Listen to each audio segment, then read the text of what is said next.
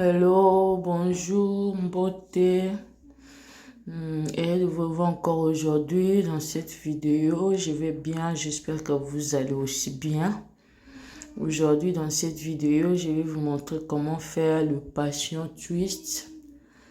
Donc, c'est vraiment très joli cet style. Donc, vous pouvez le faire, le gros comme moi. J'ai utilisé 4 tiges. Vous pouvez le faire le petit, utiliser des tiges plus gros si vous voulez encore. Donc voilà, c'est très joli. Regardez-moi jusqu'à la fin et vous allez tout comprendre. Merci. N'oubliez pas de vous abonner, de cliquer sur la cloche de notification pour ne pas rater mes prochaines vidéos. Et n'oubliez pas de mettre un j'aime si cette vidéo vous a plu. Mettez le j'aime pour que je puisse savoir. Donc voilà, regardez-moi très bien et vous allez tout comprendre. So guys, I was saying today on this video, I'm gonna show you how to do patience twists spring. So you guys, here I use 4 string, 4 string, curly string.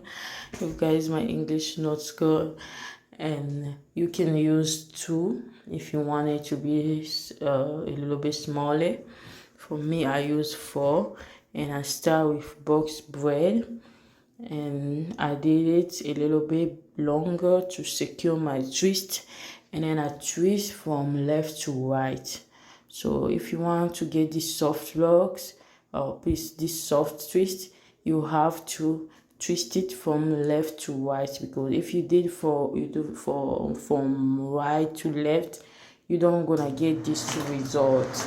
So if you want to get this result, you have to twist it from left to right. So you guys just watch and you understand. And then don't forget to subscribe if you're new. So click on the notification bell so you don't miss my next video, and don't forget to put your thumbs up to support my small channel. Thank you.